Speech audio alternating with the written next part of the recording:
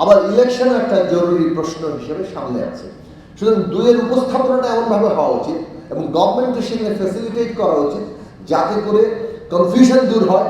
আমরা প্রয়োজনীয় রিফর্ম করে ইলেকশনে যাচ্ছি এবং ইলেকশনের মাধ্যমে আমাদের রিফর্ম কমপ্লিশনের দিকে আমরা যাব। এইটার যে রূপরেখা, এটা যত দ্রুত আসবে তত পলিটিক্যাল স্টেবিলিটি আসবে, সেইটা ইকোনমিতে প্রভাব পড়বে এবং আমার মনে হয় পুঁজিবাজার সহ সমস্ত সেক্টরেই একটা চাঙ্গা ভাব দেখা দেবে, কারণ তারা প্ল্যান করতে পারবে কিভাবে বিনিয়োগ তারা করবেন। এইটা খুবই জরুরি এবং এই বিনিয়োগ পরিকল্পনার সাথে পুঁজিবাজারে যাতে সাধারণ মানুষ আসে সেটা এনশিওর করার দায়িত্ব বর্তমান গভর্নমেন্টকে নিতে হবে, যাতে করে এর ফলো আপ পরবর্তীতে গভর্নমেন্ট ইন ওয়েটিং যারা আছেন তারাও সেটা কন্টিনিউ করেন। ওইটাই মূল জায়গা যে এখানে একটা রুল বুক আছে, এখানে নিয়ম আছে, আইন কানুন আছে, সেই অনুযায়ী চলবে এবং কোন গোষ্ঠী এটাকে এভাবে দখল করতে পারবে না।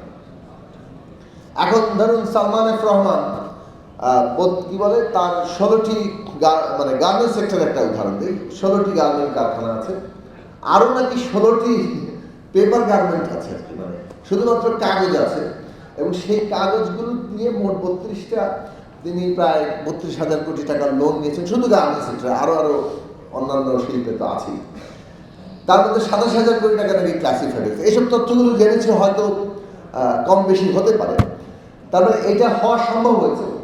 এখন এইরকম ভাবে ব্যাংক সেক্টর থেকে যদি বড় ইয়ারা লুটে নিতে পারে তাহলে টাকার জন্য কেউ তার স্টক মার্কেটে যাওয়ার কথা না।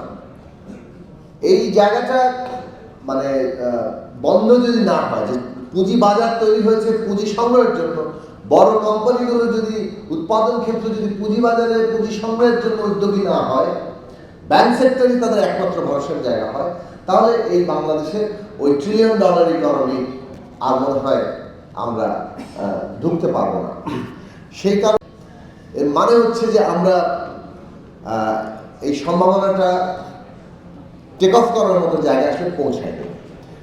এখন এইটা পৌঁছানোর জায়গাতে একটা বড় শর্তের জায়গা হচ্ছে আস্থা ফেরানো, যাতে করে বিনিয়োগকারীরা সেখানে আসে, তাদের যাতে নিশ্চয়তা থাকে এবং সেই নিশ্চয়তা দেওয়ার দায়িত্ব সরকারের, যারা রেগুলেশন দেখেন তাদের। এবং সেইখানে প্রধান জায়গা হচ্ছে রুল বুক অনুযায়ী চলবে নাকি গোষ্ঠীর নানান ভেস্টেড গ্রুপের ডমিনেশনে চলবে। ওই যে একজন বলেছেন গভর্নমেন্ট ইন ওয়েটিং, খসরু ভাই বসে আছেন, গভর্নমেন্ট ইন ওয়েটিং, এবং সেটা তো বটেই, তাদেরকে সিদ্ধান্ত নিতেই হবে। বর্তমান অন্তর্বর্তী সরকারকেও সিদ্ধান্ত নিতে হবে যে এখানে আসলে গোষ্ঠীর আধিপত্য থাকবে কিনা, রুল বুক অনুযায়ী চলবে কিনা, সেটা কিছু এক্সাম্পল সেট করার ব্যাপার আছে। এবং অর্থনীতি এরকম নয় যে ও পলিটিক্যাল গভর্নমেন্ট আসলে তারপর অর্থনীতি আসলে চলবে, এখন আসলে অর্থনীতি চুপচাপ বসে থাকবে।